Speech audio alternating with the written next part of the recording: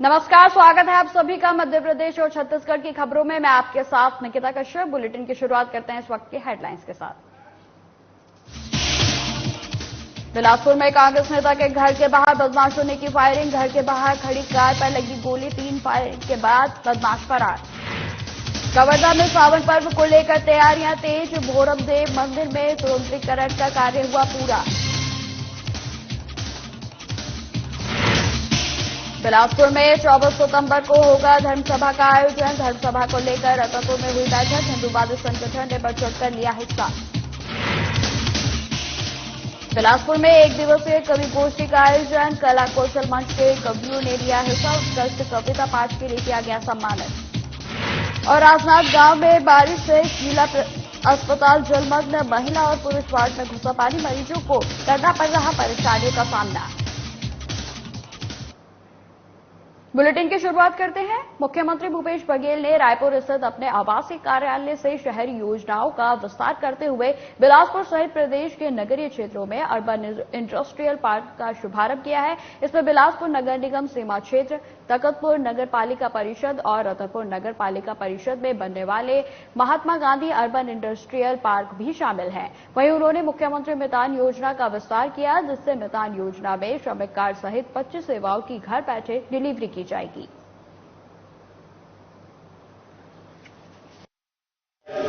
एक रात में इस बुराई को महा प्रमाण पत्र दिया गया। थोड़े समय में इस योजना के लाभान्वित नागरिकों की संख्या में काफी उत्साह बना है। नवगठित जिलों के साथ साथ विभिन्न जिलों के जनप्रतिनिधियों द्वारा मोबाइल मेडिकल यूनिट की मांग की जा रही है। इन मांगों को देखते हुए आज मुख्यमंत्री श्रम स्वास्थ्य योजना के किसी चरण में 30 MMU का प्रतीकात्मक शुभारंभ किया जा रहा है। मुझे बताया गया है कि मुख्यमंत्री श्रम स्वास्थ्य योजना के अंतर्गत अब तक 51 लाख हितग्राहियों को लाभान्वित किया गया है। ये आंकड़े अपने आप में इस योजना। रायपुर में आर्य समाज के संस्थापक महर्षि दयानंद सरस्वती की 200वीं जयंती और आर्य समाज के 150वें स्थापना दिवस समारोह में मुख्यमंत्री भूपेश बघेल शामिल हुए। साथ ही सांस्कृतिक मंत्री अमरजीत भगत, खनिज विभाग अध्यक्ष गिरीश देवांगन भी शामिल रहे। वहीं आपको बता दें कि इस दौरान प्रधानमंत्री के साथ मंच साझा करने के सवाल पर सीएम ने कहा कि निमंत्रण मिला तो स्वागत करेंगे, प्रोग्राम में भी जाएंगे। हमें पीएम के प्रोग्राम की सूचना 2 बार नहीं मिली थी, जिसकी वजह से हम नहीं जा पाए। की 200वीं जयंती और आर्य समाज की स्थापना के 150 स्थापना दिवस और फूलाराम परगनिया जो छत्तीसगढ़ के थे, जिन्होंने 14 एकड़ जमीन दान दी थी आर्य समाज को, उसका भी जन्मोत्सव सबको स्मरण करते हुए, प्रणाम करते हुए, जो समाज सुधार की दिशा में महर्षि दयानंद ने काम किया था उसको कभी नहीं भुलाया जा सकता। और बड़ी संख्या में हजारों करोड़ों लोग आर्य समाज में दयानंद सरस्वती जी के बताए हुए रास्ते पे चल के अपने जीवन को सुधारा है और समाज उससे आगे बढ़ा है, तो उसे पुण्य स्मरण करता हूँ। थोड़े मैं नहीं कर रहा हूँ, सितंबर 2018 में प्रकाशित हुआ और आज स्थिति यह है कि कुपोषण के खिलाफ भी लड़ाई लड़ रहे हैं, अशिक्षा के खिलाफ भी लड़ाई लड़ रहे हैं। बस्तर में जो स्कूलें बंद थी उसको फिर से शुरू किए हैं। स्कूलों के में शिक्षकों की भर्ती भी कर रहे हैं, स्कूलों के रंग रोगन भी कर रहे हैं, अतिरिक्त कमरा भी बनवा रहे हैं, भवन शालाओं में वहां भवन भी बनवा रहे हैं। स्वामी आत्मानंद अंग्रेजी स्कूल, अब तो कॉलेज भी खोल रहे हैं। तो शिक्षा के क्षेत्र में, रोजगार के क्षेत्र में आप देखें, रमन सिंह के राज में तो महुआ को सड़कों में फेंकते थे आदिवासी, आज 65 प्रकार के लघु उपज खरीद रहे हैं। पहले गृह मंत्री जी आए, फिर नड्डा जी आए, कल रक्षा मंत्री राजनाथ सिंह जी आए, प्रधानमंत्री आने वाले हैं, केजरीवाल सब आएंगे, लेकिन सब लोग झूठ परोस के जा रहे हैं। जिस प्रकार से गृह मंत्री जी ने कहा कि धान हम खरीदते हैं, ये सबसे बड़ा सफेद झूठ है। दूसरा, कल राजनाथ सिंह जी आए, अब वो कहे नक्सलवाद बढ़ रहा है। अब बताइए भला छत्तीसगढ़ में नक्सलवाद घटा है कि बढ़ा है? तो कितना झूठ बोलवाएंगे भारतीय जनता पार्टी के लोग। छत्तीसगढ़ के बिलासपुर में कांग्रेस नेता के घर खड़ी कार में कुछ बदमाशों ने फायरिंग कर दी, जिसमें गोली कांग्रेस नेता के कार में लगी। वहीं आपको बता दें कि फायरिंग की आवाज सुनकर कांग्रेस नेता नीचे उतरे और कार का पीछा करने लगे, मगर तब तक कार सवार बदमाश भाग निकले। इस दौरान बदमाश गन को लहरा रहे थे। कांग्रेस नेता ने काफी दूर तक उनका पीछा भी किया, लेकिन वे नहीं मिले। बताया जा रहा है कि कुछ बदमाश वैगनार कार में सवार होकर आए थे। इसके बाद उन्होंने एक के बाद एक 3 फायरिंग की और वह भाग गए।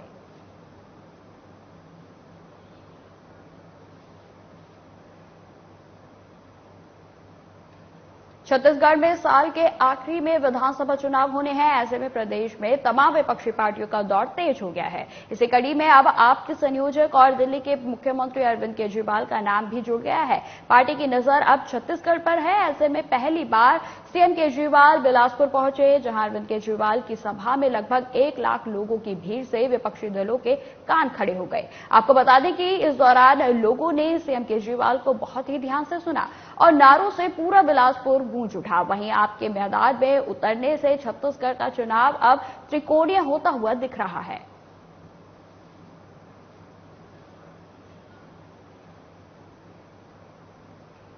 कवर्धा में सावन पर्व को लेकर तैयारियां जोरों शोरों से चल रही हैं, जिसे लेकर भौरम देव मंदिर में सुधार कार्य जारी है। आपको बता दें कि छत्तीसगढ़ के कबीरधाम जिले में स्थापित 11वीं शताब्दी के प्राचीन ऐतिहासिक, पुरातात्विक और जन आस्था से जुड़े स्थल भौरम देव मंदिर की नींव सुदृढ़ीकरण और अन्य तकनीकी कार्य पुरातत्व और सांस्कृतिक विभाग की विशेषज्ञ और कुशल कामगारों द्वारा किया जा रहा है। वहीं आपको बता दें कि भौरम देव मंदिर में नींव सुदृढ़ीकरण और रेलिंग कार्य का काम जो है वो पूरा कर लिया गया है। भौरम देव मंदिर सुदृढ़ीकरण और अन्य तकनीकी कार्य सांस्कृतिक और पुरातत्व विभाग के विशेषज्ञों की टीम की देखरेख में किया जा रहा है। वहीं आपको बता दें कि पुरातत्व और सांस्कृतिक विभाग की टीम ने बताया कि प्राचीन भौरम देव मंदिर को मजबूत और सुरक्षित करने के लिए तकनीकी रूप से कार्य किया जा रहा है। इसके लिए चरणबद्ध और पुरातत्व विभाग के सुरक्षा मानकों के अनुरूप ही कार्य किए जा रहे हैं।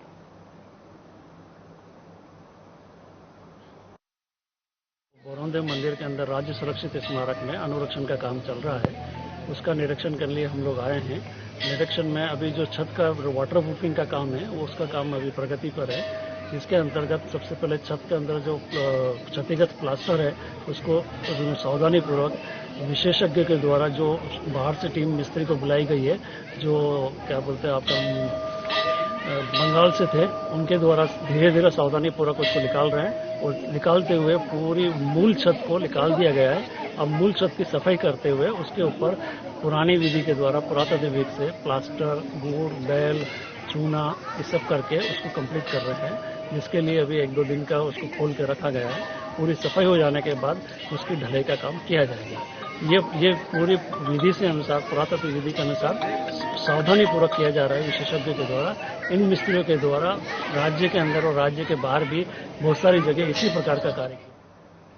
बिलासपुर में होने वाले विशाल धर्मसभा के लिए रतनपुर में बैठक हुई। आपको बता दें कि आगामी 24 सितंबर को बिलासपुर में भारतीय संत समिति और अन्य हिंदूवादी संगठनों के द्वारा धर्मसभा की जाएगी।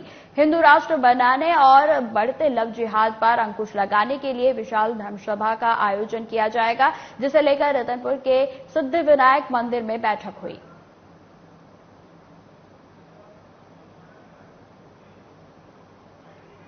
कला कौशल साहित्य समिति ने 1 दिवसीय कवि गोष्ठी का आयोजन मोहाडी ग्राम में किया। वहीं आपको बता दें कि जहां कला कौशल मंच के कवियों ने एक से एक बढ़कर कविता का पाठ करके सभी श्रोताओं का मन मोह लिया। कार्यक्रम में विशेष रूप से काव्य कला मंच के संरक्षक वरिष्ठ कवि अरुण तिवारी, जांजगीर खोखरा से आए कवि अनुभव तिवारी ने भी अपनी कविताओं की प्रस्तुति दी। कार्यक्रम में खोखरा से आए अनुभव तिवारी को उत्कृष्ट कविता पाठ के लिए सम्मानित भी किया गया।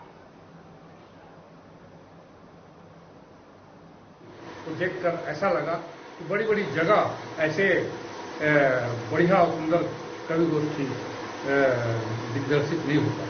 मैं चाहता हूं कि कला कौशल साहित्य संगम मोहाडी आगे बढ़े और इनके द्वारा सुविधा जो प्रकाशन है, शुद्ध प्रकाशन के द्वारा आज तक कम से कम 300 पुस्तकें इस प्रकाशन से प्रकाशित हो चुकी हैं। अभी हाल ही में इसका रजिस्ट्रेशन हुआ है। कला कौशल साहित्य संगम के द्वारा आज साहित्यिक काव्य गोष्ठी का आयोजन किया गया, जिसमें हमारे क्षेत्र के जांजगीर से, शक्ति से, छाल से बहुत से साहित्यकारों ने आकर अपनी अपनी काव्य की प्रस्तुति दी। आज हमारे देश को, हमारे समाज को कविताओं की मांग है। जब तक कविता नहीं रहेगी तो हमारे देश नहीं बचेगा, हमारा हिंदुस्तान नहीं बचेगा। इसीलिए हमें अपने छंद को, अपने कविताओं को, अपनी छत्तीसगढ़ी बोली भाषा को आगे बढ़ाना। राजनांदगांव जिले में हो रही पिछले 2 दिनों की बारिश ने जिला अस्पताल को जलमग्न कर दिया है। आपको बता दें कि जिला अस्पताल के महिला और पुरुष वार्ड में बारिश का पानी जा घुसा है, जिससे कि अस्पताल स्टाफ और मरीज सहित मरीजों को, परिजनों को काफी परेशानियों का सामना करना पड़ रहा है। दोनों वार्डों में पानी भर जाने के कारण महिला और पुरुष वार्ड के ऊपर के फ्लोर पर शिफ्ट किया गया है। वहीं इस पूरे मामले में अस्पताल के सिविल सर्जन का कहना है कि अस्पताल का ड्रेनेज सिस्टम खराब है। पिछले 7 से 8 सालों से बारिश में अस्पताल का यही हाल है और इस वर्ष भी अस्पताल में बारिश के समय पानी में लोगों का इलाज करवाना पड़ रहा है।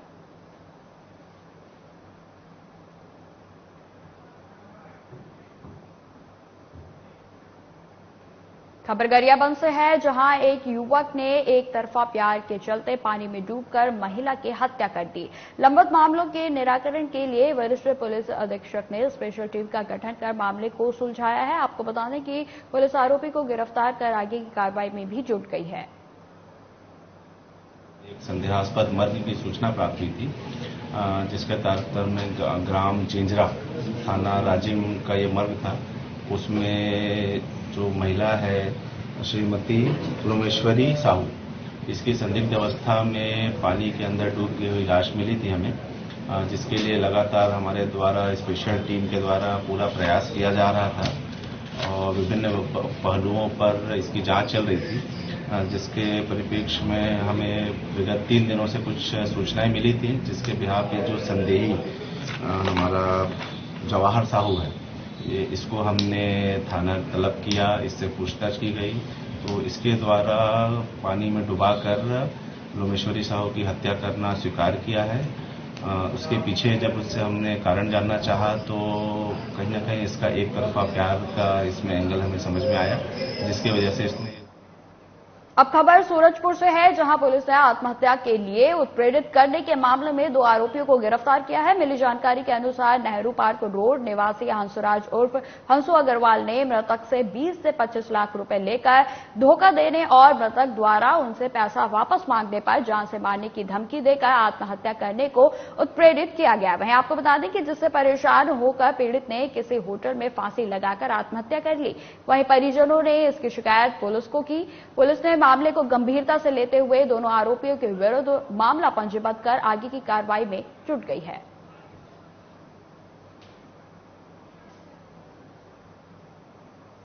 खबर गुवारा से है, जहां पुलिस को बड़ी सफलता हाथ लगी है। पुलिस ने फरार आरोपी को गिरफ्तार किया है, जिसके कब्जे से अवैध 315 बोर का कट्टा, 2 जिंदा कारतूस जब्त किए गए हैं। मिली जानकारी के अनुसार आरोपी कई दिनों से फरार चल रहा था।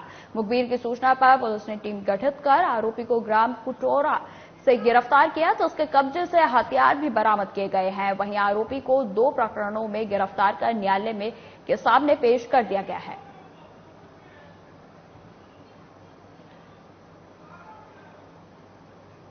खबर करेर ऐसा है, जहां 11 वर्ष की लड़की का गला दबाकर हत्या कर दी गई। मिली जानकारी के अनुसार लड़की सोच के लिए पास में स्थित पहाड़ी पर गई थी।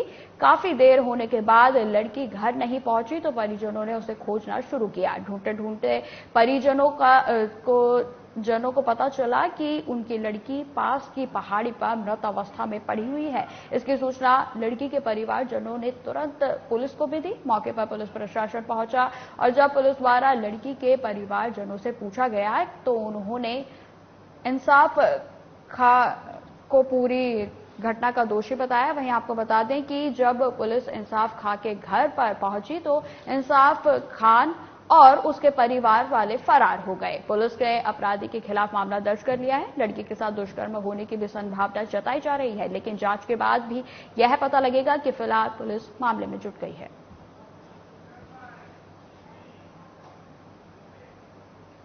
बिलासपुर के तोरवा थाना क्षेत्र में पिछले एक दिन से एक लड़की लापता है। इसको लेकर युवती के परिजनों ने तोरवा थाने में जमकर हंगामा भी किया। उनका कहना है कि उनके इलाके के रहने वाले आफ्ताब ने उसे बहलाकर वह ले गया है और परिजनों ने प्रकरण कर केस दर्ज करने की मांग की है। बताया जा रहा है कि पटेल मोहल्ले की रहने वाली 19 साल की युवती शनिवार को सुबह कोचिंग के लिए गई थी। उसके बाद उसका कोई पता नहीं चला।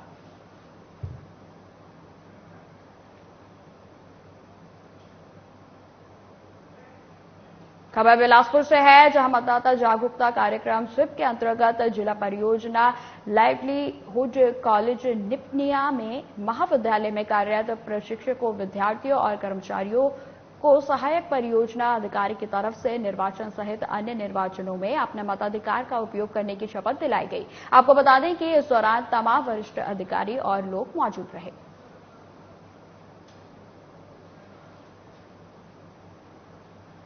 खबर कोरबा से है, जहां जिला बालको थाना क्षेत्र में चोरों के हौसले इस कदर बुलंद हैं कि आम जनता भी परेशान नजर आ रही है। इन चोरों को कानून का कोई डर नहीं है। ताजा मामला असगर बहार तहसील के ग्राम पंचायत माकुड़पानी का है, जहां पर चोरों ने बिजली विभाग के 1 या 2 खंभे नहीं बल्कि 50 से अधिक बिजली के खंभों को गैस कटर से काटकर वह ले गए और फिलहाल पुलिस इस पूरे मामले की जांच में जुट गई है।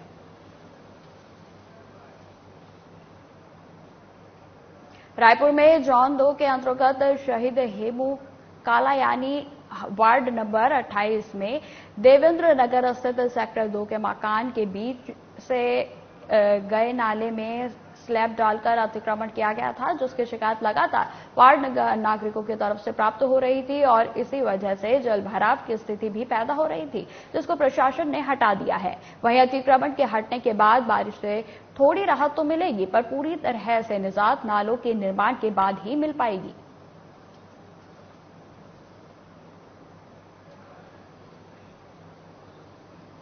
खबर मोहन भदौड़िया से है, जहां भीम आर्मी ने रैली निकालकर थाना प्रभारी और तहसीलदार को राष्ट्रपति के नाम ज्ञापन सौंपा है।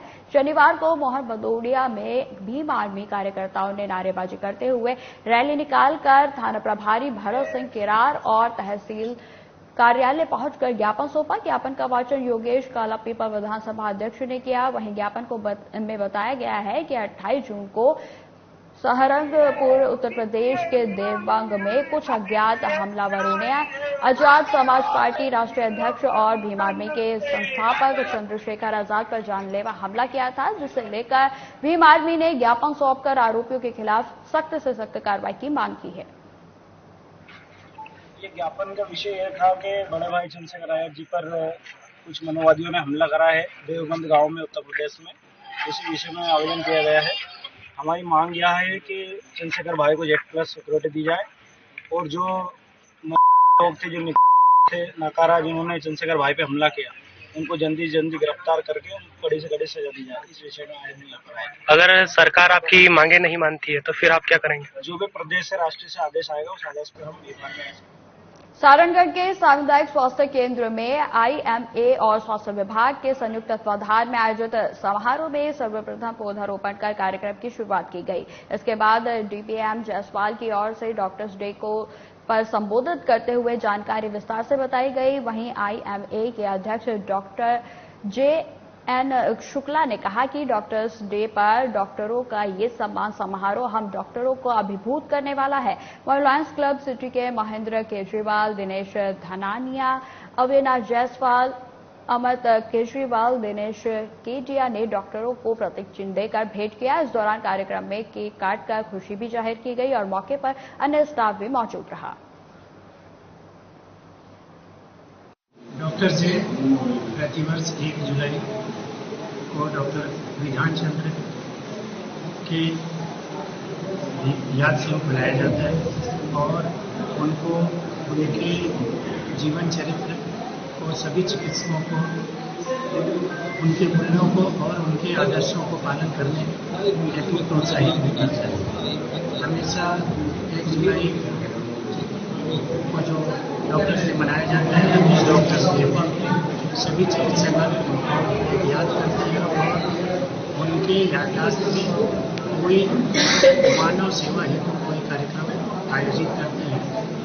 जैसा कि इस वर्ष हम लोगों ने 1 तारीख से 7 तारीख के बीच में ब्लड डोनेशन कैंप का ऑर्गेनाइज करने का रखा है, जिसमें उस ब्लड डोनेशन कैंप से जो भी ब्लड एकत्रित होगा वो वंचित और ऐसे लोग जो कि न तो जाकर बाहर इलाज करा सकते हैं और न उसका खर्च वहन कर सकते हैं। बिहार से गड्डी जाने वाले मार्ग पर वन्य प्राणियों का झुंड विचरण करता रहता है। बता दें कि इस मार्ग पर विश्व प्रसिद्ध कान्हा नेशनल पार्क का मुख्य प्रवेश द्वार भी पड़ता है और इस कारण इस मार्ग पर हिंसक वन्य प्राणी जैसे टाइगर, जंगली भैंसा, तेंदुआ, चीतल, हिरण और विभिन्न प्रकार के वन्य प्राणी टहलते हुए दिखते हैं, जिससे इस मार्ग पर सफर करने वाले राहगीरों को बड़ी ही सतर्कता और जान जोखिम में डालकर सफर करना पड़ता है। इसी को लेकर प्रशासन ने राहगीरों से सावधानी बरतने की अपील की है।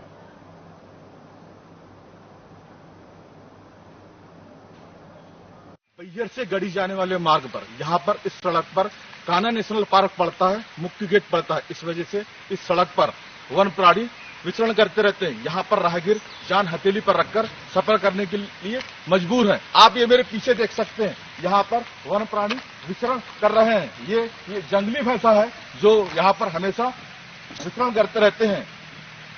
यहाँ पर जान जोखिम में डालकर राहगीरों को जाना पड़ता है।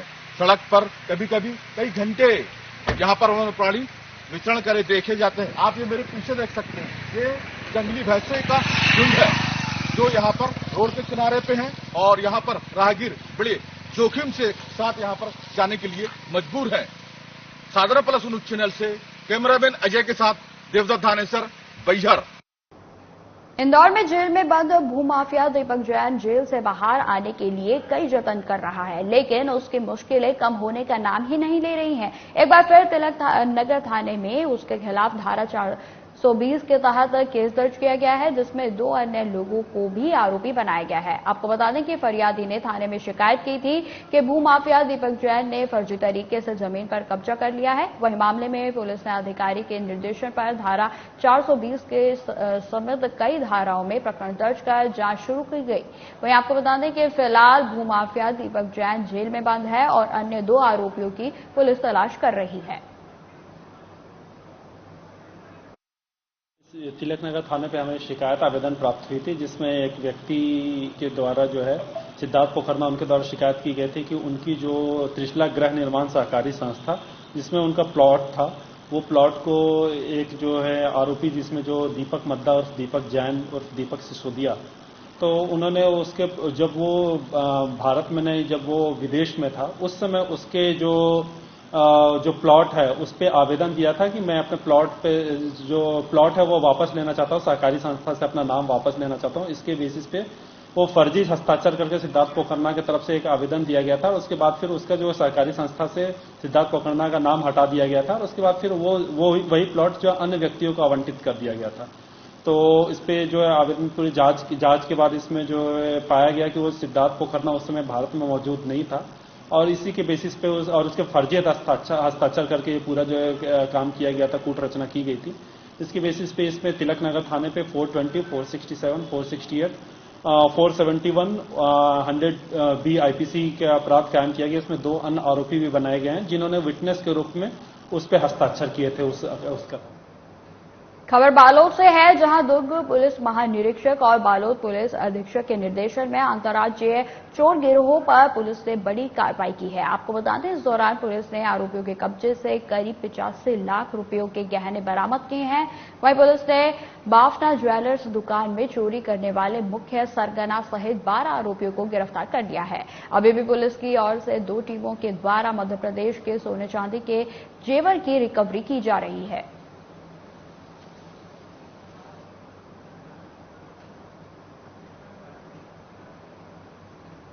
खबर रौन से है, जहां एक युवक ने ससुराल में आकर आत्महत्या करने की कोशिश की। मिली जानकारी के अनुसार युवक और उसकी पत्नी का आपसी विवाद चल रहा था, जिससे परेशान होकर युवक ने डाई पीकर आत्महत्या करने की कोशिश की। घटना की सूचना मिलने पर एएसआई भगवान सिंह मौके पर पहुंचे और युवक को इलाज के लिए रौन अस्पताल में भिजवाया गया। वहीं आपको बता दें कि फिलहाल पुलिस पूरे मामले की जांच में जुट गई है।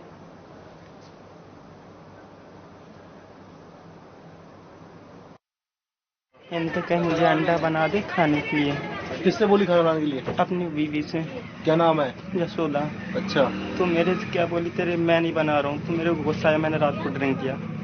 अच्छा। सॉरी सर, मैंने ड्रिंक किया। मैंने उसको पूछा, मैंने कि मैं लौट के आया, मैं ये खड़ी थी यहाँ रास्ते पे, तो ये बात कर रही, किसी मोबाइल लेके खड़ी थी। मैं बोली रात को 9 बजे का टाइम था, मैंने कि किससे संग बात कर रही। फिलहाल इस बुलेटिन में इतना ही। खबरों की और भी जानकारी के लिए बने रहे हमारे साथ। नमस्कार।